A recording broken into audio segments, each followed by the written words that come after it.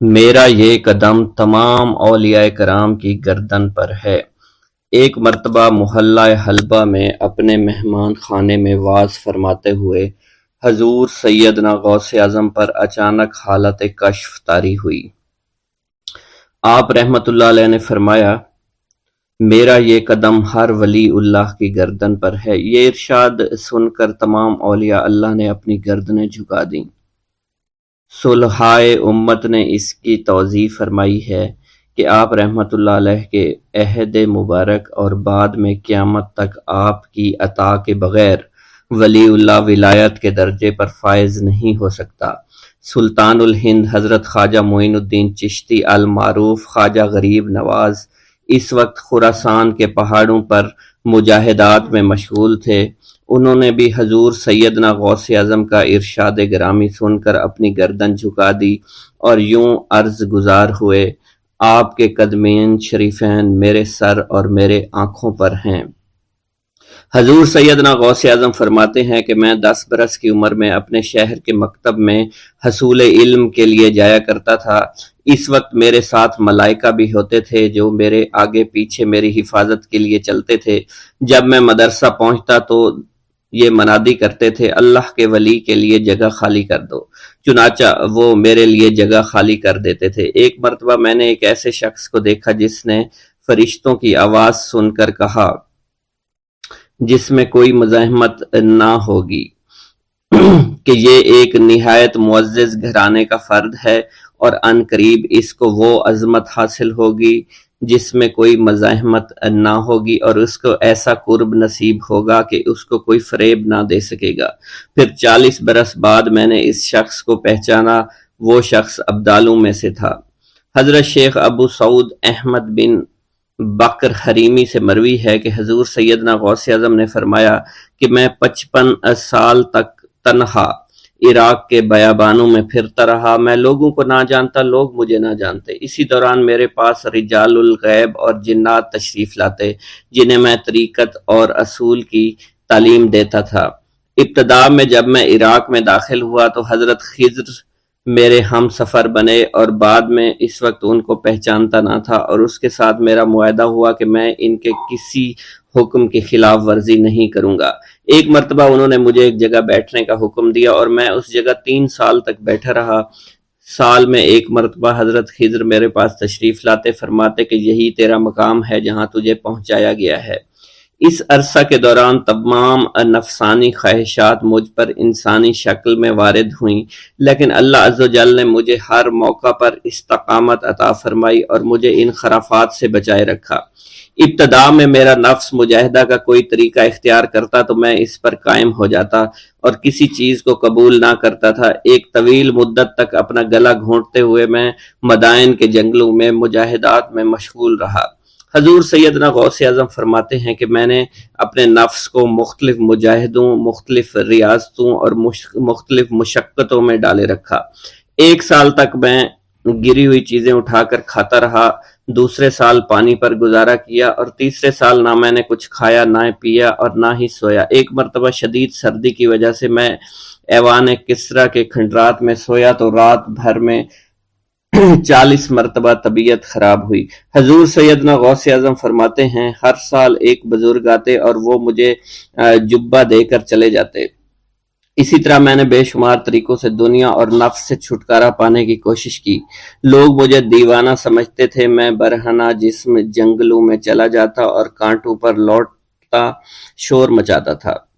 میرا تمام بدن سے خون جاری ہو جایا کرتا تھا اور لوگ مجھے اٹھا کر شفا خانے لے جایا کرتے، جہاں میری حالت مزید بگڑ جاتی۔ ایک وقت ایسا بھی آیا جب مجھ میں اور مردہ میں کوئی فرق نہ تھا۔ لوگ کفن لے کر آئے، غسال کو بلوایا کہ وہ مجھے غسل دے دیں۔ ابھی انہوں نے مجھے غسل دینے کے لیے تختہ پر ڈالا ہی تھا کہ میری حالت درست ہو گئی۔ میں اٹھ کھڑا ہوا۔ طریقت کی ان پرخطر راہوں میں نہ تو میں کبھی خوف زدہ ہوا اور نہ کبھی میرا نفس مجھ پر غلبہ پا سکا اور نہ ہی دنیا کی آرائش مجھے حیران کر سکی۔ حضور سیدنا غوث اعظم فرماتے ہیں، شیطان نے میرے گرد بے شمار جال بچھائے۔ جب میں نے اس سے کہا کہ یہ کیا ہے تو اس نے کہا، یہ دنیاوی چیزیں ہیں اور میں ان جالوں سے تم جیسوں کو شکار کرتا ہوں۔ میں نے 1 سال تک شیطان کا مقابلہ کیا، اس کے بچھائے ہوئے تمام جالوں کو ختم کر دیا۔ اس کے بعد میرے سینے کو کھول دیا گیا اور مجھ پر بے شمار خلائق ظاہر ہوئے۔ حضور سیدنا غوث اعظم فرماتے ہیں میں نے دریافت کیا کہ یہ اللہ کیسے ہیں؟ جواب ملا کہ یہ خلق کے اسباب ہیں جو تم سے ملے ہوئے ہیں۔ میں سال بھر ان کی جانب متوجہ رہا یہاں تک کہ وہ مجھ سے جدا ہو گئے۔ جب مجھ پر میرا باطن ظاہر کیا گیا تو میں نے اپنے قلب کو بہت سے علائق سے ملوث پایا۔ میں نے دریافت کیا کہ یہ علائق کیا ہیں؟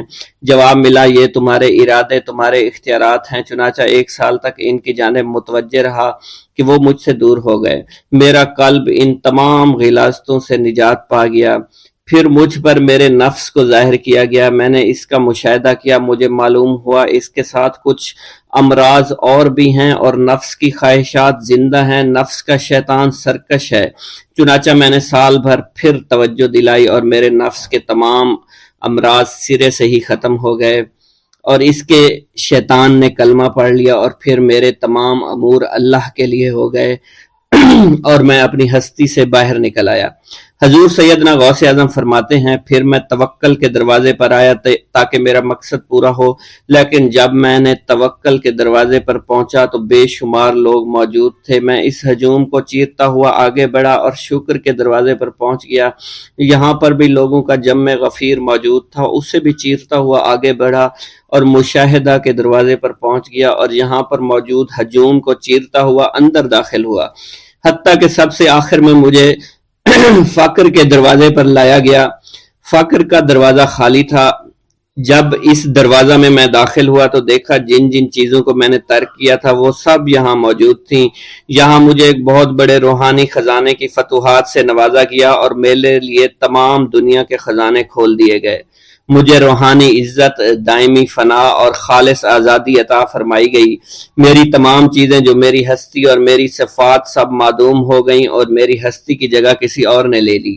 حضرت شیخ ابو سعید مخزومی نے حضور سیدنا غوث اعظم کو خرقہ خلافت سے نوازا اور فرمایا اے عبد القادر، یہ وہ خرقہ ہے جو حضور نبی کریم صلی اللہ علیہ وسلم نے حضرت سیدنا علی المرتضیٰ کو عطا فرمایا، اور حضرت سیدنا علی المرتضیٰ نے یہ خرقہ حضرت خواجہ حسن بصری کو عطا فرمایا تھا، جس سے ہوتا ہوا یہ خرقہ مجھ تک پہنچا، اور یہ تمہاری امانت تھی جو میں نے تم تک آج پہنچا دی ہے۔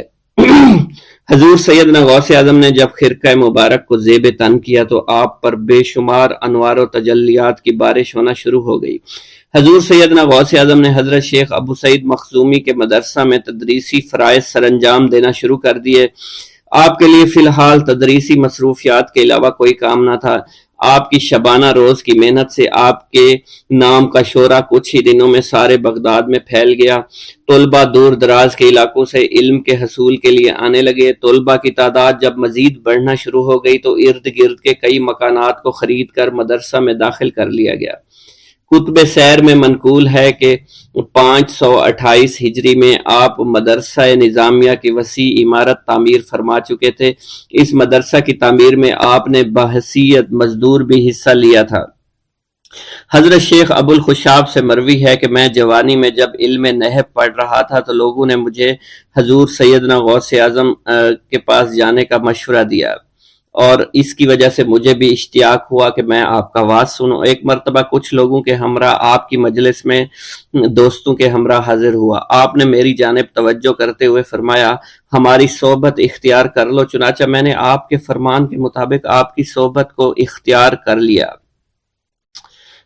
آپ نے مجھے علم نحو کے علاوہ علوم عقلیہ اور تقلد حاصل کیے جس سے مجھے کوئی واقفیت پہلے نہیں تھی۔ 1 سال کے عرصہ میں آپ کی نظر کرم سے میں نے وہ علوم حاصل کر لیے جو گزشتہ اتنی عمر گزارنے کے باوجود بھی مجھے حاصل نہیں ہوئے تھے۔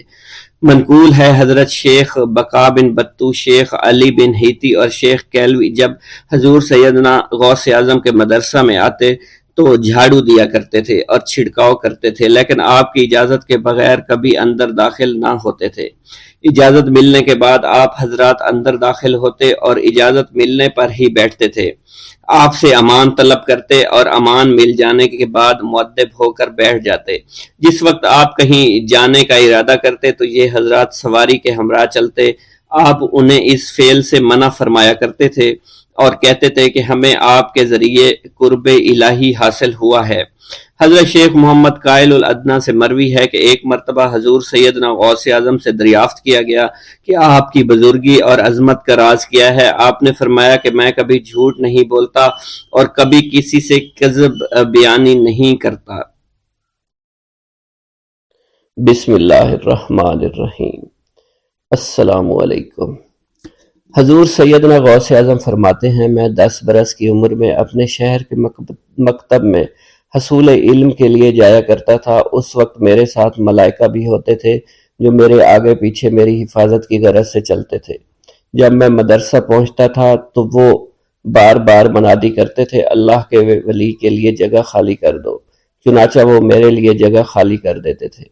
ایک مرتبہ میں نے ایک ایسے شخص کو دیکھا جس نے فرشتوں کی آواز سن کر کہا کہ یہ نہایت معزز گھرانے کا فرد ہے اور عن قریب اس کو وہ عظمت اور بزرگی حاصل ہوگی جس میں کوئی مزاحمت نہ ہوگی۔ اس کو ایسا قرب نصیب ہوگا کہ اس کو کوئی فریب نہ دے سکے گا۔ پھر 40 برس بعد میں نے اس شخص کو پہچانا، وہ شخص ابدالوں میں سے تھا۔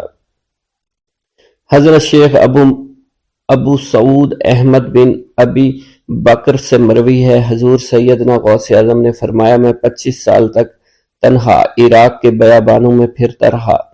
میں لوگوں کو نہ جانتا تھا، لوگ مجھے نہیں جانتے تھے۔ اسی دوران میرے پاس رجال الغیب اور جنات تشریف لائے جنہیں میں طریقت اور رسول اللہ کی تعلیم دیا کرتا تھا۔ ابتدا میں جب میں عراق میں داخل ہوا تو حضرت خضر میرے ہم سفر تھے اور میں انہیں اس وقت سے پہچانتا نہیں تھا۔ ان کے ساتھ میرا معاہدہ ہوا کہ میں ان کے کسی حکم کی خلاف ورزی نہیں کروں گا۔ ایک مرتبہ انہوں نے مجھے ایک جگہ بیٹھنے کا حکم دیا، میں اسی جگہ 3 سال بیٹھا رہا۔ سال میں ایک مرتبہ حضرت خضر میرے پاس تشریف لاتے اور فرماتے، یہی تیرا مقام ہے جہاں تجھے پہنچایا گیا ہے۔ اس عرصہ کے دوران تمام نفسانی خواہشات مجھ پر انسانی شکل میں وارد ہوئیں، لیکن اللہ نے مجھے ہر موقع پر استقامت عطا فرمائی اور مجھے ان خرافات سے بچائے رکھا۔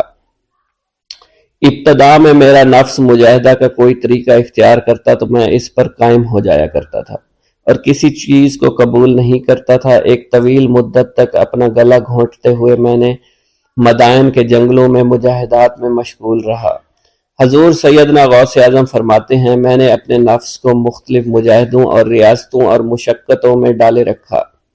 1 سال تک میں گری ہوئی چیزیں اٹھا کر کھاتا رہا، اسی دوسرے سال میں صرف پانی پر گزارا کرتا رہا اور تیسرے سال میں نے کچھ نہ کھایا اور نہ پیا نہ ہی سویا۔ ایک مرتبہ شدید سردی کی وجہ سے میں ایوان کسریٰ کے کھنڈرات میں سویا تو رات بھر میں 40 مرتبہ احتلام ہوا۔ میں نے ہر مرتبہ دریائے دجلہ پر جا کر غسل فرمایا، پھر نیند کے خوف سے محل کے اوپر ایک ویران جگہ پر چڑھ گیا اور وہاں 2 سال تک قیام کیا، حتیٰ کہ سردی کے سوا کوئی شے کھانے کو میسر نہیں تھی۔ حضور سیدنا غوث اعظم فرماتے ہیں، ہر سال ایک بزرگ آتے اور وہ مجھے اونی جبہ دے کر چلے جاتے۔ اسی طرح میں نے بے شمار طریقوں سے دنیا اور نفس سے چھٹکارا حاصل کرنے کی کوشش کی۔ لوگ مجھے دیوانہ سمجھتے تھے، میں برہنہ جسم جنگلوں میں چلا جاتا، کانٹوں پر لوٹا شور مچایا کرتا، میرے تمام بدن سے خون جاری ہو جایا کرتا۔ لوگ مجھے اٹھا کر شفا خانے لے جایا کرتے جہاں میری حالت مزید بگڑ جایا کرتی۔ ایک وقت ایسا آیا جب مجھ میں اور مردہ میں کوئی فرق نہ تھا۔ لوگ کفن لے آئے اور غسال کو بلوایا کہ وہ مجھے غسل دے۔ ابھی انہوں نے مجھے غسل دینے کے لیے ایک تختہ پر لٹایا، میری حالت درست ہو گئی، میں اٹھ کھڑا ہوا۔ طریقت کی ان پرخطر راہوں میں نہ تو میں کبھی خوف زدہ ہوا، نہ کبھی میرا نفس مجھ پر غالب پا سکا اور نہ ہی دنیا کی آسائش مجھے حیران کر سکی۔ حضور سید غوث اعظم فرماتے ہیں، شیطان نے میرے گرد بے شمار جال بچھائے۔ جب میں نے ان سے کہا یہ کیا ہے، اس نے کہا یہ دنیاوی آلائشیں ہیں اور میں ان جالوں میں سے تم لوگوں کا شکار کیا کرتا ہوں۔ میں نے 1 سال تک شیطان کا مقابلہ کیا، اس کے بچھائے ہوئے تمام جالوں کو ختم کیا۔ اس کے بعد میرے سینے کو کھول دیا گیا اور مجھ پر بے شمار خلائق ظاہر ہوئے۔ حضور سیدنا غوث اعظم فرماتے ہیں، میں نے دریافت کیا کہ یہ اللہ ایک کیسے ہے؟ جواب ملا، یہ خلق کے اسباب ہیں جو تم سے ملے ہوئے ہیں۔ میں سال بھر ان کی جانب متوجہ رہا، یہاں تک کہ وہ مجھ سے جدا ہو گئے۔ جب مجھ پر باطن ظاہر ہوا تو میں اپنے قلب کو بہت سے علائق سے ملوث پایا۔ میں نے دریافت کیا یہ علائق کیا ہیں؟ جواب ملا یہ تمہارے ارادے، تمہارے اختیارات ہیں۔ چنانچہ 1 سال تک ان کی جانب متوجہ رہا، یہاں تک کہ وہ سب علائق مجھ سے دور ہو گئے اور میرا قلب ان غلاظتوں سے نجات پا گیا۔ حضور سیدنا غوث اعظم فرماتے ہیں پھر میں نے توکل کے دروازے پر آیا، میرا مقصد پورا ہو، لیکن جب میں توکل کے دروازے پر پہنچا بے شمار لوگ وہاں موجود تھے۔ میں ہجوم کو چیرتا بڑھا اور شکر کے دروازے پر پہنچ گیا، یہاں بھی لوگوں کا جمع غفیر موجود تھا، اسے بھی چیرتا آگے بڑھا اور مشاہدہ کے دروازے پر پہنچ گیا، یہاں پر موجود ہجوم کو بھی چیرتا ہوا اندر داخل ہوا، حتیٰ کہ سب سے آخر میں مجھے فقر کے دروازے پر لا دیا گیا۔ فقر کا دروازہ خالی تھا۔ جب میں اس دروازے میں داخل ہوا تو دیکھا جن جن چیزوں کو میں نے ترک کیا تھا وہ سب یہاں موجود تھی۔ یہاں مجھے ایک بہت بڑے روحانی خزانے کی فتوحات سے نوازا گیا، میرے لیے تمام دنیا کے خزانے کھول دیے گئے، مجھے روحانی عزت، دائمی غنا اور خالص آزادی عطا فرمائی گئی۔ میری تمام چیزیں جو میری ہستی اور میری صفات سب معدوم ہو گئی تھی، وہ میری ہستی کی جگہ کسی اور نے لے لی تھی۔ حضرت شیخ ابو سعید مخزومی نے حضور سیدنا غوث اعظم کو خرقہ خلافت سے نوازا اور فرمایا اے عبد القادر، یہ وہ خرقہ ہے جو حضور نبی کریم صلی اللہ علیہ وسلم نے سیدنا علی المرتضیٰ کو عطا فرمایا۔ سیدنا علی المرتضیٰ نے یہ خرقہ خواجہ حسن بصری کو عطا فرمایا، جس سے ہوتا ہوا یہ مجھ تک پہنچا، اور یہ تمہاری امانت تھی جو میں نے تم تک پہنچا دی۔ حضور سیدنا غوث اعظم نے جب خرقہ مبارک کو زیب تن کیا تو آپ پر بے شمار انوار و تجلیات کی بارش ہونا شروع ہو گئی۔ خطبہ کا آغاز حمد و ثنا سے کیا کرتے تھے۔ حضور سیدنا غوث اعظم کے صاحبزادے حضرت شیخ سید عبد الرحمن فرماتے ہیں کہ والد بزرگوار اپنے وعظ کے دوران الحمدللہ رب العالمین کہہ کر خاموش ہو جاتے اور دوبارہ کہہ کر سکوت فرماتے تھے، اور تیسری مرتبہ کہنے کے بعد کچھ دیر توقف فرماتے، اور آپ کی محفل میں تمام اولیاء حاضر و ناظر اور خاموش ہو جایا کرتے تھے۔ پھر آپ کی محفل میں اولیاء ملائکہ ایک کثیر تعداد میں آ جاتے جو محفل کے بعد نظر نہیں آیا کرتے تھے۔ آپ اپنے خطاب کو یوں شروع فرماتے تمام تعریفیں اللہ کے لیے ہیں، اس کی مخلوق کی تعداد اس کے عرش کے وزن کے مطابق، اور بے حد تعریفیں جس سے اس کی ذات راضی ہو جائے، اس کے کلمات کی روشنی کے مطابق، اس کے علم کے مطابق، اس کی مرضی اور منشا کے مطابق، اور اس کی مخلوق کے مطابق جسے اس نے پیدا کیا، وہی عالم الغیب ہے، رحمان و رحیم ہے۔ میں گواہی دیتا ہوں اس کے سوا کوئی عبادت کے لائق ہی نہیں ہے، اور تمام کائنات اس کی تخلیق ہیں، تمام تعریفیں اسی کے لیے ہیں، وہ زندہ ہے، ہمیشہ زندہ رہے گا،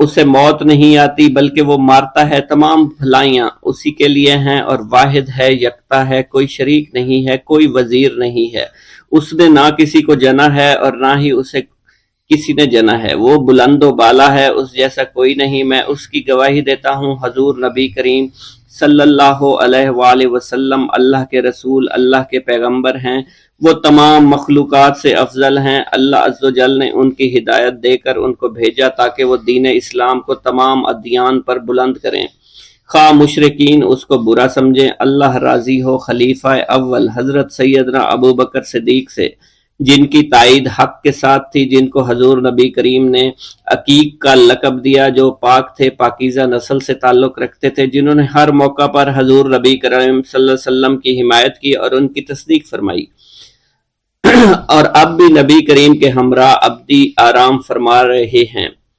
اللہ راضی ہو خلیفہ دوم حضرت سیدنا عمر فاروق رضی اللہ تعالی عنہ سے، جنہوں نے عمل کثیر کیے، جنہوں نے حق کو بلند کیا، جنہوں نے فیصلے کے لیے جن کو منتخب کیا گیا، جنہوں نے ہمیشہ حق بات کا ساتھ دیا، اور وہ بھی حضور نبی کریم صلی اللہ علیہ وسلم کے ہمراہ ابدی آرام گاہ میں آج بھی موجود ہیں۔ اللہ راضی و خلیفہ سوم حضرت سیدنا عثمان غنی رضی اللہ تعالی عنہ سے، جنہوں نے اپنے مال سے مسلمانوں کی امداد کی، قرآن مجید کی ترتیب و اشاعت احسن طریقے سے فرمائی، جنہوں نے امامت اور قرت سے محراب کو، منبر کو مزین کیا، اور جو افضل الشہداء ہیں اور فرشتے بھی ان سے حیا کرتے ہیں۔ اللہ راضی ہو خلیفہ چہارم حضرت سیدنا علی المرتضیٰ سے جو شجاعت و جواں مردی میں بے مثل ہیں، حضور نبی کریم صلی اللہ علیہ وسلم کے چچا زاد بھائی اور داماد ہیں، آپ دین اسلام کے امام و عالم ہیں، اور جن کے لیے حضور نبی کریم صلی اللہ علیہ وسلم نے فرمایا کہ میں تم پر فدا ہو جاؤں۔ اللہ راضی ہو حسنین کریمین حضرت سیدنا امام حسن امام حسین سے، جن کی نیکیاں تا حشر قائم رہنے والی ہیں اور جن کے مراتب بے مثل ہیں۔ اللہ نے ان کے قلوب کو نیکیوں کی جانب مائل کیا۔ اے اللہ تو ہمارے رازوں اور دلی کیفیات سے واقف ہے، ہمیں ہر عمل کرنے اور برائی سے بچنے کی توفیق عطا فرما، اور ہمیں گناہوں کی لذت سے بچا، ہمیں اپنے ما سوا سے محفوظ رکھ اور اپنی مشغولیت عطا فرما۔ بے شک اللہ کے سوا کوئی عبادت کے لائق نہیں، جو چاہتا ہے وہی ہوتا ہے اور وہی قوی اور وہی عظیم ہے۔ اے اللہ ہمیں غفلت سے بچا اور ہمارے اوپر وہ بوجھ نہ ڈال جو تو نے پہلی امتوں پر ڈالا۔ اے ہمارے رب العالمین ہمیں معاف فرما اور ہماری مغفرت عطا فرما، کیونکہ تو ہی ہمارا رب ہے، تو ہی ہمارا مولا ہے، آمین۔ حضرت شیخ عبداللہ جبائی کا قول ہے کہ حضور سیدنا غوث اعظم رحمت اللہ علیہ نے مجھ سے ارشاد فرمایا کہ میرے نزدیک کھانا کھلانا اور حسن اخلاق افضل اور اعلیٰ ہیں۔ آپ کے پاس کبھی پیسہ نہیں ٹھہرا کرتا تھا، اگر صبح کے وقت آپ کے پاس 1000 دینار آ جاتے تو شام تک وہ غریبوں اور محتاجوں میں تقسیم ہو جایا کرتے تھے۔ حضور سیدنا غوث اعظم کی پرورش نہایت ہی بابرکت ماحول میں ہوئی۔ آپ نے ابتدا میں گوشہ نشینی اختیار کی اور خود کو دنیاوی غلاظتوں سے پاک رکھا۔ آپ نے 51 برس کی عمر میں شادی کی۔ جب آپ سے اس بارے میں دریافت کیا گیا تو آپ نے فرمایا، جب مجھے حضور نبی کریم صلی اللہ علیہ وسلم نے نکاح کی اجازت دی تو میں نے نکاح کر لیا۔ حضور سیدنا غوث اعظم نے اپنی ذات کو اللہ عز و جل کی خوشنودی کے لیے وقف کر رکھا تھا۔ آپ کی راتیں جاگ کر گزرا کرتی تھی اور ساری رات آپ مراقبہ اور مشاہدہ میں گم ہوا کرتے تھے۔ آپ کی عادت مبارکہ تھی کہ آپ سجدہ کو دراز کیا کرتے تھے اور بیٹھ کر مراقبہ فرمایا کرتے تھے۔ اسی دوران آپ کا جسم مبارک نورانی شعاؤں کے زیر اثر ہوتا اور کئی مرتبہ آپ نورانی شعاؤں میں غائب ہو جایا کرتے تھے۔ حضرت شیخ ابو عبداللہ بن حسنین بن ابی الفضل فرماتے ہیں کہ حضور سیدنا غوث اعظم کے بعض دہقانی مریدین ہر سال آپ کے لیے گیہوں بوتے تھے اور جائز طریقہ سے اسے پالتے تھے۔ پھر آپ کے بعض مریدین اسے پیستے اور آپ کے لیے ہر روز 4-5 روٹیاں پکاتے اور شام کو آپ کے پاس روٹیاں لے کر آیا کرتے تھے۔ آپ حاضرین میں ایک ایک ٹکڑا تقسیم کر دیتے اور جو بچ جاتا وہ اپنے لیے رکھ لیا کرتے تھے۔ حضرت شیخ خضر حسنی سے منقول ہے، حضور سیدنا غوث اعظم ایک شکستہ دل فقیر کو دیکھا۔ آپ نے اس سے اس کی کیفیت کے متعلق دریافت کیا تو اس نے کہا کہ میں آج دریا کے کنارے گیا اور ملاح سے کہا مجھے دریا کے پار لے جائے۔ اس نے انکار کر دیا۔ میں اپنے اس افلاس کے سبب پریشان اور شکستہ دل ہوں۔ ابھی اس فقیر کا کلام جاری تھا کہ ایک شخص آپ کی خدمت میں حاضر ہوا اور 30 دینار آپ کی خدمت میں پیش کیے۔ آپ نے وہ دینار اس فقیر کو دے دیے اور فرمایا کہ اس ملاح سے کہنا کہ کسی فقیر کا سوال رد نہ کیا کرے۔ حضرت شیخ معمر ابو المظفر فرماتے ہیں، میں نے حضور سیدنا غوث اعظم سے زیادہ کسی کو درگزر فرمانے والا آج تک نہیں دیکھا۔ آپ کی عطا کا یہ علم تھا، ایک محفل میں 400 لوگوں کو ولایت کے مقام اعلیٰ تک پہنچا دیا کرتے تھے۔ بھوکوں کو کھانا کھلانا، بیواؤں کی حاجت روائی کرنا آپ کا معمول تھا۔ جب کسی بیمار کے متعلق سنتے تو فوراً اس کی عیادت کے لیے تشریف لے جایا کرتے تھے۔ فقراء کو آپ رحمت اللہ علیہ کے در سے بغیر سوال کیے عطا ہو جایا کرتا تھا۔ حضور سیدنا غوث اعظم نے فرمایا کہ مخلوق سے کنارہ کشی سے پہلے علم حاصل کرو، کیونکہ جو شخص علم کے بغیر عبادت کرتا ہے وہ اصلاح سے زیادہ فساد میں مبتلا ہو جاتا ہے۔ تمہیں چاہیے کہ شمع شریعت اپنے ہمراہ لے کر علم کی روشنی میں علم عمل کرو، پھر اللہ تعالیٰ تمہیں علم لدنی کا وارث بنا دے گا جس سے تم ناواقف ہو۔ تمہیں چاہیے کہ تمام اسباب و ذرائع سے تعلق منقطع کر کے رشتہ داروں اور احباب سے جدائی اختیار کرو، تاکہ تم اپنے زہد کی وجہ سے اپنی قوت باطنی اور اپنے حسن ادب کا مشاہدہ کر سکو۔ خدا کے علاوہ تمام عالم و اسباب سے اس خوف سے منقطع ہو جاؤ تاکہ تمہاری شمع معرفت نہ بجھ جائے، اور جب تم 40 دن اپنے رب کے لیے مخصوص کر دو گے تو تمہارے قلب سے حکمت کے چشمے جاری ہو جائیں گے اور تم معرفت الہی کی تپش کا مشاہدہ کرنے لگے گے جس کو حضرت موسیٰ علیہ السلام نے اپنے شجر قلب پر محسوس کیا تھا۔ اس کیفیت کے بعد تم اپنے نفس و خواہش، اپنے شیطان سے، اپنی طبیعت اور اپنے وجود سے کہو گے کہ ٹھہر جا، میں نے اس آگ کا مشاہدہ کر لیا ہے جو قلب موسیٰ علیہ السلام پر روشن ہوئی تھی۔ اس کے بعد تمہارے قلب میں باطن سے یہ آواز آنے لگے گی کہ میں ہی تمہارا رب ہوں، میری ہی عبادت کرو، میرے غیر کی اطاعت سے گریزاں ہو جاؤ، میرے سوا کسی سے تعلق مت رکھو، میری معرفت حاصل کر کے میرے غیر کو فراموش کرو، غیر سے اعراض کر کے میرے علم، میرے قرب، میرے ملک اور میری سلطنت کی جانب متوجہ رہو۔ جب تمہیں بقا الہی حاصل ہو جائے تو تمہاری زبان پر اندہ جاری ہو جائے گا اور تمام حجابات رفع ہو کر قلب سے کدورت زائل ہو جائے گی اور نفس کو مکمل سکون حاصل ہو جائے گا۔ پھر جب اس کے الطاف غالب ہو جائیں گے تو تمہیں خطاب کیا جائے گا، اے قلب، فرعون نفس کی طرف توجہ کر اور اس کو راہ ہدایت پر چلاتا ہوا میری جانب آ لے اور اس سے کہہ دے کہ میرا ہی اتباع کریں، پھر انہیں رشد کے راستے پر ہدایت کر کے اس سے تعلق قائم کر اور اس کے بعد پھر قطع تعلق کر کے دوبارہ استوار کر لے اور اسی طرح سے کرتا رہے۔ حضرت شیخ و معمر سے منقول ہے، فرماتے ہیں ایک مرتبہ میں حضور سیدنا غوث اعظم شیخ عبد القادر جیلانی رحمۃ اللہ علیہ کی خدمت میں حاضر تھا۔ آپ بیٹھے کچھ لکھ رہے تھے، اسی دوران چھت سے 3 مرتبہ مٹی گری، چوتھی مرتبہ ایسا ہوا آپ نے جلال میں آ کر اس جگہ دیکھا جہاں سے مٹی گر رہی تھی۔ اسی دوران ایک چوہا اس جگہ سے نیچے گرا اور مر گیا، یہ چوہا ہی وہاں سے مٹی کھود رہا تھا۔ حضرت شیخ عمر بن مسعود بزاز فرماتے ہیں حضور سیدنا غوث اعظم وضو فرما رہے تھے، اسی دوران ایک چڑیا نے آپ کی قمیض پر بیٹ کر دی۔ آپ نے جلالی نظروں سے چڑیا کو دیکھا، وہ چڑیا اسی وقت نیچے گری مر گئی۔ آپ نے وضو سے فارغ ہونے کے بعد قمیض کے اس حصے کو دھویا اور پھر اپنی قمیض مبارک اتار کر مجھے دی اور فرمایا اس کو فروخت کر کے اس کی رقم کو خیرات کر دو، یہ اس کا بدلہ ہے۔ حضور سیدنا غوث اعظم کے زمانہ میں بہت ہی گناہگار شخص تھا، اس کے دل میں آپ سے بے پناہ محبت تھی۔ جب اس کے مرنے کے بعد دفن کیا گیا تو قبر میں منکر نکیر نے سوالات کیے تو اس نے سوال کے جواب میں عبد القادر جواب دیا۔ منکر نکیر نے اللہ کی بارگاہ میں اس کے جواب کو پیش کیا، حکم ہوا اگرچہ یہ بندہ فاسقوں میں سے ہے لیکن یہ میرے محبوب سید عبد القادر جو کہ صادقین میں سے ہیں ان سے محبت رکھتا ہے۔ بغداد کے محلہ باب العز کے قبرستان میں سے ایک قبر سے مردہ کے چیخنے کی آواز آنے لگی۔ لوگوں نے حضور سیدنا غوث اعظم کی خدمت میں عرض ہو کر عرض کیا، آپ نے دریافت کیا کیا صاحب قبر نے مجھ سے خرقہ پہنا؟ لوگوں نے عرض کیا ہمیں اس کا علم نہیں۔ آپ نے دریافت کیا کہ یہ میری محفل میں کبھی شریک ہوا؟ ہمیں اس کا علم نہیں۔ آپ نے پھر دریافت کیا کیا کبھی میرے پیچھے نماز پڑھی؟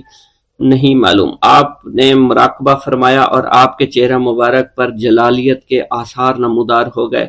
بعد ازاں آپ نے چہرہ مبارک پر وقار ظاہر ہوا اور آپ نے فرمایا کہ اس شخص نے میری زیارت کی، مجھ سے حسن ظن رکھا، اسی وجہ سے اللہ نے اس پر رحم فرما دیا ہے، چنانچہ اس کے بعد کبھی قبر سے آواز نہیں آئی۔ منقول ہے حضرت شیخ ابو الحسن علی بن وہب ازجی بیمار ہو گئے، حضور سیدنا غوث اعظم عیادت کے لیے تشریف لائے تو آپ نے وہاں ایک قمری اور ایک کبوتری کو دیکھا۔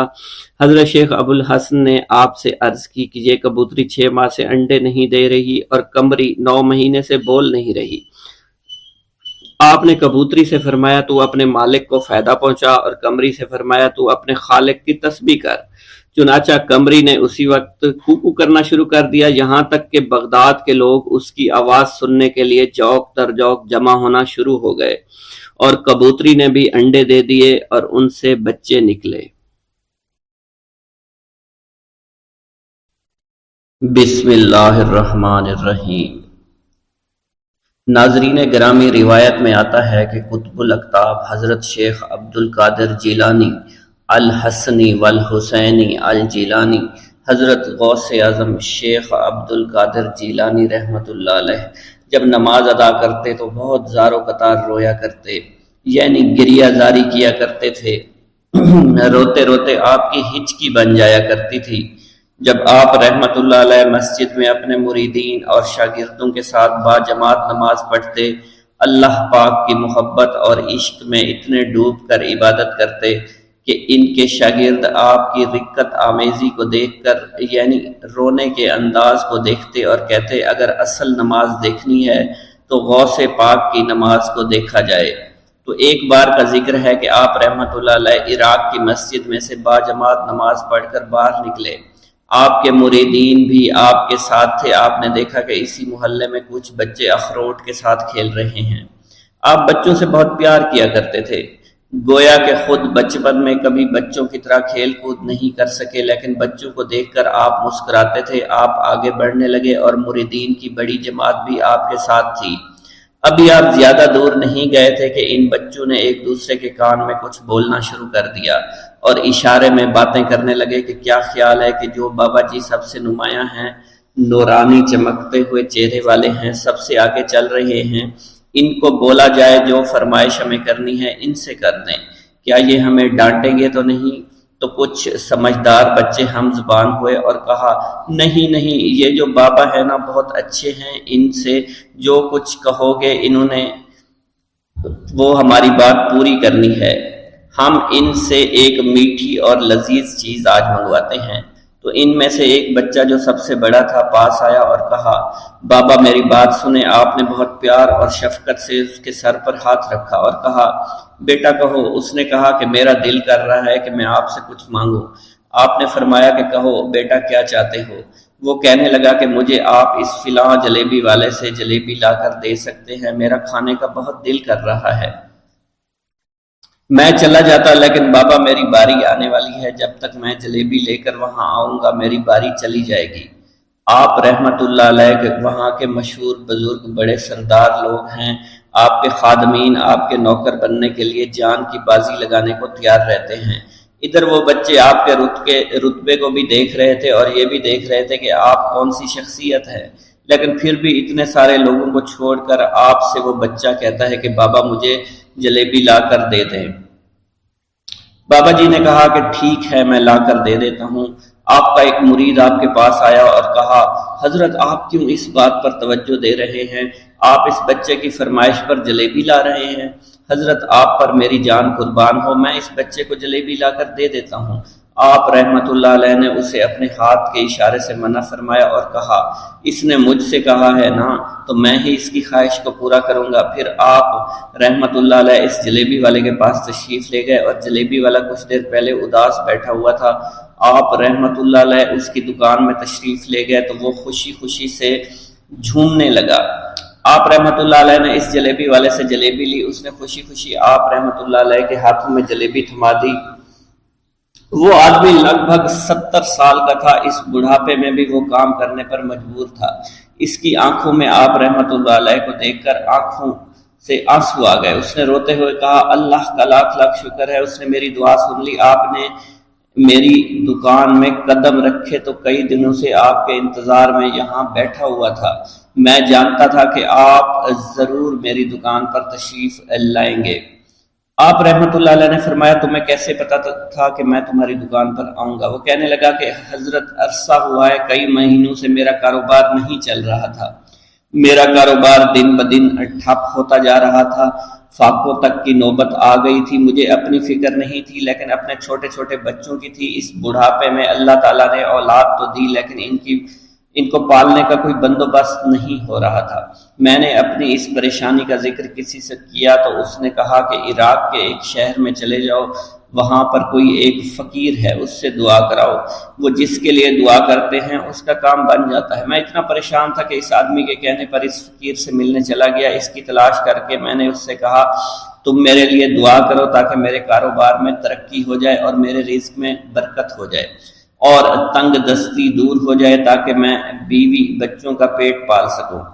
فقیر مجھے دیکھ کر کہنے لگا کہ تم پیرانے پیر غوث اعظم دستگیر رحمت اللہ علیہ کو نہیں جانتے؟ میں نے کہا میں نہیں جانتا۔ وہ کہنے لگا حیرت ہے کہ تمہیں یہ پتہ نہیں کہ تم ان کو جانتے ہی نہیں کہ ولیوں کے سردار ہیں۔ میں تو بہت چھوٹا سا فقیر ہوں، میری دعاؤں میں اتنا اثر نہیں کہ وہ غوث اعظم رحمت اللہ علیہ ہیں۔ جس کے لیے بھی دعا کریں اس کا بیڑا پار ہو جایا کرتا ہے، اور جب اس دور میں غوث پاک رحمۃ اللہ علیہ خود موجود ہے تو پھر ہمارا کیا مقام ہوگا ان کی دعا کے آگے؟ ہماری دعا کچھ بھی نہیں ہے۔ میں نے کہا اگر یہ بات ہے کہ آپ سے بڑا کوئی بزرگ ہے تو مجھے بتائیے کہ غوث پاک رحمۃ اللہ علیہ مجھے کہاں ملیں گے اور میں کہاں جاؤں ان سے ملنے کے لیے؟ وہ کہنے لگا کہ وہ جیلان میں ہیں، تم ادھر جاؤ، ہماری کیا جرت کہ آپ کے لیے دعا کریں۔ آپ رحمۃ اللہ علیہ جس کے لیے بھی دعا فرماتے ہیں اس کا بیڑا پار ہو جاتا ہے، اور اس کو کہیں بول جانے کی ضرورت نہیں ہوتی۔ حضور جب اس فقیر نے مجھے یہ بات کہی تو فوراً جیلان شریف میں آ گیا، اور یہاں پر میں نے آپ کی تلاش شروع کی۔ آج دیکھیے آپ خود بخود میری دکان پر تشریف لائے ہیں۔ اب دیکھیے کہ آپ کے آنے سے کیسا نور میری دکان میں آ گیا ہے۔ حضور میرے حق میں دعا فرما دیجئے، اللہ پاک میری زندگی کو آسانیاں عطا فرمائے، مجھے اپنی بیوی اور بچوں کی بہت فکر ہے۔ آپ رحمۃ اللہ علیہ نے فرمایا پریشان ہونے کی ضرورت نہیں، اللہ تعالیٰ سب معاملات ٹھیک فرما دے گا۔ یہ کہہ کر آپ تشریف لے گئے، اس بچے کے پاس آئے اور اس کے ہاتھ میں جلیبی تھما دی۔ ابھی وہاں سے جانے والے تھے، دوسرا بچہ آیا، اس نے کہا کہ بابا آپ نے اسے تو جلیبی لا کر دی ہے، مجھے بھی لا کر دیں۔ آپ نے اس سے بھی تسلی دی اور کہا میں تمہیں بھی جلیبی لا کر دے دیتا ہوں بیٹا۔ یہ دیکھ کر مریدین بہت غصہ ہونے لگے اور کہا کہ حضور ہم اس بچے کو جلیبی لا کر دے دیتے ہیں، آپ کیوں زحمت کرتے ہیں؟ لیکن آپ نے فرمایا نہیں، یہ بچے مجھ سے کہہ رہے ہیں نا، میں ان کا نہیں ٹال سکتا۔ حضور آپ بہت مصروف شخصیت ہے، کیوں ان چھوٹے بچوں کی باتیں سن رہے ہیں؟ آپ نے ہاتھ کے اشارے سے انہیں روکا اور فرمایا اللہ تعالیٰ نے ہمیں جس کام کے لیے چنا ہے بس وہ کام ہی ہم کر رہے ہیں، تم لوگ اللہ پاک کی حکمت کو نہیں سمجھ رہے۔ پھر آپ جتنی بار وہ بچے آپ کو بھیجتے رہے، آپ رحمۃ اللہ علیہ ان کے لیے جلیبیاں لاتے رہے، حتیٰ کہ آخری بچے کو بھی آپ نے جلیبی لا کر دے دی اور وہ مزے سے کھانے لگے۔ جلیبی کھانے کے بعد وہ آپ کو دعائیں کرنے لگے اور کہا آپ بہت اچھے انسان ہیں، جیسا کہ آپ کے بارے میں ہم نے سنا تھا آپ ویسے ہی ہیں، آپ اخلاق کے بہت عمدہ ہیں، آپ کی سخاوت کے بارے میں ہم نے جتنا سن رکھا تھا آپ اتنے ہی سخی ہیں، ہم آپ سے بہت خوش ہوئے۔ آپ رحمۃ اللہ علیہ مسکرائے، بچوں کی خوشی دیکھ کر آپ کو دلی اطمینان ملا۔ اب ایک اور نماز کا وقت ہو رہا تھا، آپ نے مریدین سے کہا کہ چلو نماز پڑھنے کے لیے مسجد میں چلتے ہیں۔ وہ سب مل کر مسجد میں چلے گئے اور اللہ کی عبادت میں مصروف ہو گئے۔ دریائے دجلہ پر مصلی بچھانا۔ حضرت سہیل بن عبداللہ فرماتے ہیں ایک مرتبہ حضور سیدنا غوث اعظم شیخ عبد القادر جیلانی رحمۃ اللہ علیہ عرصہ دراز تک اہل عراق کی نظروں سے اوجھل رہے۔ لوگوں نے آپ کی تلاش شروع کی تو معلوم ہوا کہ آپ کو دریائے دجلہ کی جانب جاتے ہوئے دیکھا گیا ہے۔ جب آپ کو تلاش کرتے ہوئے لوگ دریائے دجلہ کے کنارے پہنچے تو دیکھا آپ پانی پر چلتے ہوئے آ رہے ہیں۔ اسی دوران مچھلیاں بکثرت آپ کی خدمت میں حاضر ہو کر سلام عرض کر رہی ہیں۔ اسی دوران نماز ظہر کا وقت ہو گیا اور ایک سبز رنگ کا سونے و چاندی سے مزین مصلی نظر آیا جو کہ تخت سلیمانی کی مانند تھا، اور وہ مصلی دریائے دجلہ کے اوپر معلق ہو گیا۔ جب وہ مصلی بچھ گیا تو بہت سے لوگ آئے اور اس مصلی کے برابر کھڑے ہو گئے۔ ان لوگوں کے چہروں سے بہادری اور شجاعت جھلک رہی تھی۔ سب لوگ جو آپ کی تلاش میں آئے تھے ان کی زبانیں گنگ ہو چکی تھی، ان کی آنکھوں سے آنسو جاری تھے۔ ایک پروقار شخصیت نے آگے بڑھ کر تکبیر پڑھی اور آپ نے نماز کی امامت فرمائی۔ ملک شام میں ایک ابدال کا وصال ہو گیا۔ حضور سیدنا غوث اعظم سرزمین عراق سے فوری روحانی طور پر وہاں تشریف لے گئے۔ اس ابدال کا جنازہ میں حضرت خضر علیہ السلام اور دیگر ابدال بھی تشریف لائے۔ نماز جنازہ کی ادائیگی کے بعد آپ نے حضرت خضر سے کہا کہ قسطنطنیہ میں فلاں کافر کو یہاں لاؤ۔ حضرت خضر علیہ السلام نے اس کو کافر کو فوراً پیش کر دیا۔ آپ نے اس کافر کو کلمہ پڑھا کر مسلمان کیا اور اس کی مونچھوں کو پست کروا دیا۔ آپ نے اپنی ایک ہی نظر سے اس کافر کو ابدال کے مقام پر فائز فرما دیا۔ آپ نے تمام ابدالوں کو مخاطب کرتے ہوئے فرمایا کہ میں اسے وصال پانے والے ابدال کے مقام پر تعینات کرتا ہوں، جس پر تمام ابدالوں نے اپنے سر تسلیم خم کر دیے۔ حضور سیدنا غوث اعظم شیخ عبد القادر جیلانی کو ایک مرتبہ رمضان المبارک کے دوران 70 مختلف لوگوں نے افطاری کی دعوت دی۔ آپ نے ہر ایک کی دعوت کو قبول فرما لیا۔ دعوت دینے والے افراد کو ایک دوسرے کی دعوت کا علم بالکل بھی نہیں تھا۔ آپ مقررہ وقت پر ان سب کے گھروں میں تشریف لے گئے اور ان کے ساتھ افطاری فرمائی۔ اسی دوران آپ نے اپنے آستانہ پر بھی افطاری فرمائی۔ صبح جب ہر شخص اپنی اس سعادت کی گفتگو کر رہا تھا تو انہیں معلوم ہوا کہ آپ نے ہر گھر میں افطاری کی ہے۔ اسی دوران خدام آستانہ عالیہ پر بھی آ گئے اور کہنے لگے، آپ نے حسب معمول آستانہ عالیہ پر بھی کل ہی افطاری فرمائی تھی۔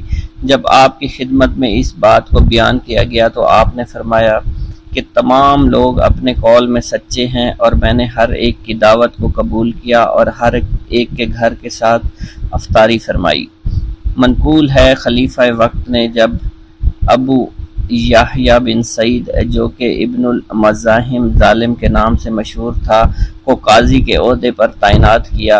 حضور سیدنا غوث اعظم ممبر پر جلوہ افروز ہوئے اور خلیفہ کو مخاطب کرتے ہوئے فرمایا کہ تم نے ایک ظالم شخص کو قاضی مقرر کیا ہے، کل جب تم اللہ تعالیٰ کی بارگاہ میں حاضر ہوگے تو اس وقت کیا جواب دو گے؟ خلیفہ کو جب آپ کی اس خطاب کی خبر ہوئی تو وہ کانپ اٹھا، رونا شروع کر دیا۔ اس نے فوراً ابو یحییٰ کو قاضی القضاء کے عہدے سے معزول کر دیا۔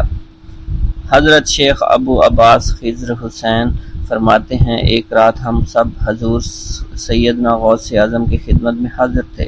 خلیفہ وقت حاضر ہوا اور آپ کی خدمت میں سلام کرنے کے بعد مؤدب ہو کر وہ بیٹھ گیا۔ اس نے آپ کی خدمت میں 10 تھیلیاں دیناروں سے بھری ہوئی پیش کرنا چاہییں، لیکن آپ نے انہیں قبول کرنے سے انکار کر دیا۔ جب خلیفہ کا اصرار زیادہ ہوا تو آپ نے ان میں سے 2 تھیلیوں کو پکڑ کر نچوڑا، جس میں سے خون ٹپکنا شروع ہو گیا۔ آپ نے خلیفہ سے فرمایا، تم لوگوں کا خون نچوڑ کر میرے پاس لائے ہو۔ اس کی بات سن کر خلیفہ بے ہوش ہو گیا۔ آپ نے فرمایا، اگر مجھے خلیفہ کے آل رسول اللہ صلی اللہ علیہ وسلم کی عزت نہ ہوتی تو میں اس خون کو اس کے محلوں کی جانب بہا دیتا۔ حضرت شیخ ابو قاسم سے منقول ہے، حضور سیدنا غوث اعظم ہوا میں چلا کرتے تھے۔ فرماتے تھے کہ سورج جب تک مجھے سلام نہ کرے نہیں نکلتا۔ ہر سال میرے پاس آ کر مجھے سلام کرتا ہے اور بتاتا ہے کہ مجھ میں فلاں فلاں واقعات ہوں گے۔ اسی طرح مہینہ، ہفتہ اور دن مجھے سلام کرنے کے لیے آتے ہیں اور بتاتے ہیں کہ ہم فلاں فلاں امر وقوع پذیر ہوں گے۔ مجھے اپنے رب کی قسم لوح محفوظ میں نیک و بد میری آنکھوں کے سامنے پیش کیا جاتا ہے۔ میں مشاہدہ خداوندی اور علم خداوندی کے سمندروں میں غوطہ زن رہتا ہوں۔ میں تم سب پر حجت اللہ ہوں۔ میں روح زمین پر رسول اللہ صلی اللہ علیہ وسلم کا نائب اور وارث ہوں۔ شیخ المشائخ حضرت ابو قاسم خلف سے منقول ہے، فرماتے ہیں، حضرت ابو عمرو عثمان بن اسماعیل نے مجھے 905 ہجری میں بغداد بھیجا تاکہ میں ان کے لیے حضرت امام احمد بن حنبل کی کتاب مسند امام احمد کا نسخہ لا سکوں۔ جب میں بغداد شریف آیا میں نے لوگوں کو حضور سیدنا غوث اعظم کی جانب مائل دیکھا۔ مجھے معلوم ہوا کہ آپ جو کہتے وہ وقوع پذیر ہو جاتا۔ دفتن میرے دل میں یہ خیال آیا کہ یہ اگر میرے دل کی بات بتا دیں تو میں ان کی ولایت کا قائل ہو جاؤں گا۔ چنانچہ میں نے خلاف عادت بات سوچی کہ جب میں ان کے پاس جاؤں سلام کروں تو یہ میرے سلام کا جواب نہ دیں، مجھ سے منہ پھیر کر اپنے خدام سے کہیں کہ اس آنے والے کو ایک چھوارے کا ٹکڑا اور شہد کا ایک دانگ لاؤ، اور جب یہ دونوں چیزیں آ جائیں تو آپ مجھے کلہ پہنائیں اور میرے سلام کا جواب دیں۔ حضرت ابو قاسم فرماتے ہیں، یہ سب دل میں سوچتے ہوئے میں ان کے پاس جا پہنچا۔ میں نے آپ کو سلام کیا، آپ نے میرے سلام کا جواب دینے کی بجائے منہ پھیر لیا۔ اپنے خادم سے کہا، جاؤ چھوارے کا ٹکڑا اور شہد کا دانگ لاؤ جو دانہ بھر سے زیادہ نہ ہو۔ اللہ عز و جل کی قسم، آپ نے وہی الفاظ دہرائے جو میرے دل میں تھے۔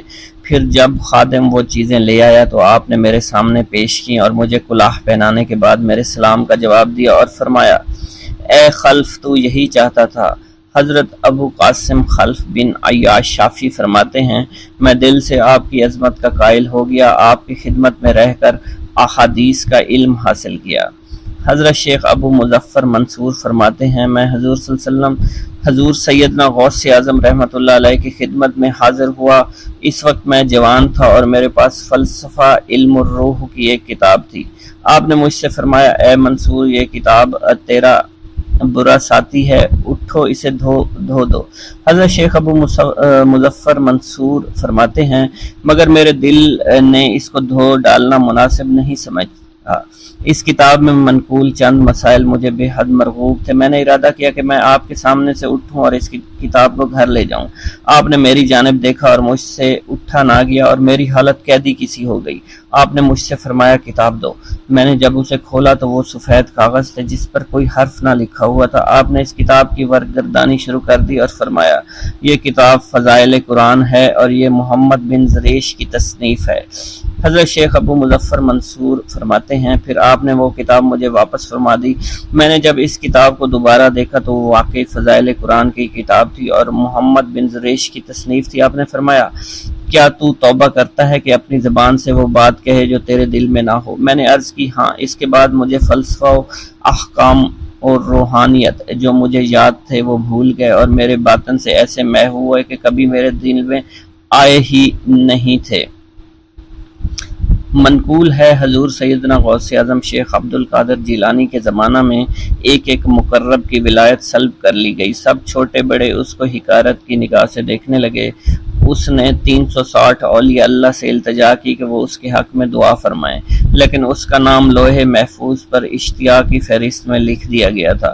ان اولیاء اللہ نے اس کو بتایا کہ تم کامیاب نہیں ہوگے۔ اس کے چہرے کا رنگ سیاہ پڑ گیا۔ اس شخص نے حضور سیدنا غوث اعظم کی خدمت میں حاضر ہو کر دعا کی درخواست کی۔ آپ نے فرمایا تم اللہ کی بارگاہ میں مردود ہو گئے مگر میں تمہیں اللہ کی اذن سے مقبول بنا سکتا ہوں۔ پھر حضور سیدنا غوث اعظم نے اس کے لیے بارگاہ الہی میں دعا فرمائی۔ غیب سے ندا آئی کیا تمہیں معلوم ہے تم سے پہلے بھی 360 اولیاء اللہ اس کے لیے سفارش کر چکے ہیں لیکن اس کا نام لوح محفوظ پر اشتیاق کی فہرست میں لکھا جا چکا ہے۔ آپ نے عرض کیا یا الہی تو مردود کو مقبول اور مقبول کو مردود بنانے پر قادر ہے۔ اگر تیری منشا یہی ہے تو نے اس کو مقبول بنانے کے لیے مجھ سے دعا کیوں کروائی؟ غیبی ندائی اے عبد القادر اسے میں نے تمہارے سپرد کیا، تم اسے چاہے جو سزا دو اور جو چاہے بنا دو۔ چنانچہ آپ کی دعا سے وہ پھر سے بارگاہ الہی میں مقبول ہو گیا۔ حضرت شیخ ابو صالح سے منقول ہے حضرت شیخ ابو مدین نے مجھے حضور سیدنا غوث اعظم کی خدمت میں بغداد فقر کی تعلیم کے لیے بھیجا۔ آپ نے مجھے 20 دن تک اپنے خلوت خانہ کے دروازے پر بٹھائے رکھا۔ 20 روز گزرنے کے بعد مجھے قبلہ رو ہونے کا حکم دیا گیا۔ جب میں قبلہ رو ہو گیا تو آپ نے فرمایا اے ابو صالح اس طرف دیکھ۔ چنانچہ جب میں نے اس کی جانب دیکھا تو آپ نے فرمایا کیا دیکھ رہے ہو؟ میں نے عرض کیا بیت اللہ شریف میری آنکھوں کے سامنے ہے۔ آپ نے مجھے حکم دیا اب مغرب کی سمت دیکھ۔ میں نے اپنا چہرہ مغرب کی سمت کیا تو آپ نے دریافت کیا کہ آپ کیا دیکھ رہے ہو؟ میں اپنے مرشد پاک حضرت ابو مدین کو دیکھ رہا ہوں۔ ایک مرتبہ سنان نامی عیسائی پادری نے حضور سیدنا غوث اعظم کی محفل میں حاضر ہو کر سلام عرض کیا اور حاضرین میں کھڑے ہو کر بیان دیا کہ میں یمن کا رہنے والا ہوں۔ میں نے ارادہ کیا کہ میں اسلام قبول کروں۔ اسی دوران میرے دل میں خیال پیدا ہوا کہ میں اس دور کی سب سے بہترین شخصیت کے دست مبارک پر کلمہ پڑھوں۔ اسی سوچ کے مجھے نیند آ گئی۔ خواب میں مجھے حضرت سیدنا عیسیٰ علیہ السلام کی زیارت نصیب ہوئی۔ آپ نے مجھ سے ارشاد فرمایا کہ تم بغداد شریف چلے جاؤ اور شیخ عبد القادر جیلانی کے دست حق پر اسلام قبول کرو کیونکہ اس وقت وہ روئے زمین پر تمام لوگوں میں افضل اور اعلیٰ ہے۔ بھوک اللہ کے خزانوں میں سے ایک خزانہ ہے۔ حضرت شیخ ابو محمد فرماتے ہیں ایک روز میں حضور سیدنا غوث اعظم کی خدمت میں ایسی حالت میں حاضر ہوا کہ فاقہ سے تھا اور میرے اہل و عیال بھی کئی دنوں سے بھوکے تھے۔ میں نے آپ کی خدمت میں سلام عرض کیا تو آپ نے میری دلی کیفیت کو بھانپتے ہوئے فرمایا اے جونی بھوک اللہ تعالیٰ کے خزانوں میں سے ایک خزانہ ہے اور اللہ عز و جل جس کو دوست رکھتا ہے اس کو فاقہ کی نعمت عطا فرما دیا کرتا ہے۔ حضرت شیخ زین الدین فرماتے ہیں ایک مرتبہ میں اور ایک میرا دوست حج کی ادائیگی کے بعد بغداد شریف آئے۔ بغداد شریف میں ہم کسی کو جانتے نہیں تھے اور ہمارے پاس صرف ایک قبضہ کمان تھی جسے فروخت کر کے ہم نے کچھ چاول خریدے اور انہیں پکایا۔ ہم ان چاولوں سے سیر نہ ہو سکے اور نہ ہی ہمیں کوئی لطف محسوس ہوا۔ بعد ازاں ہم حضور سیدنا غوث اعظم کی محفل میں حاضر ہوئے تو آپ کچھ کلام فرما رہے تھے۔ ہمیں دیکھتے ہی آپ نے اپنا کلام قطع کر لیا اور فرمانے لگے، حجاز مقدس سے کچھ مہمان آئے اور ان کے پاس قبضہ کمان کے سوا کچھ نہ تھا جسے انہوں نے فروخت کر کے چاول خریدے اور انہیں پکا کر کھایا، لیکن نہ ہی وہ سیر ہوئے اور نہ ہی لطف اندوز۔ حضرت شیخ زین الدین ابو الحسن علی بن ابو طاہر ابراہیم انصاری فرماتے ہیں، ہم نے جب حضور سیدنا غوث اعظم کا یہ کلام سنا تو ہم نہایت حیران ہوئے۔ محفل کے اختتام پر آپ نے دسترخوان بچھوایا۔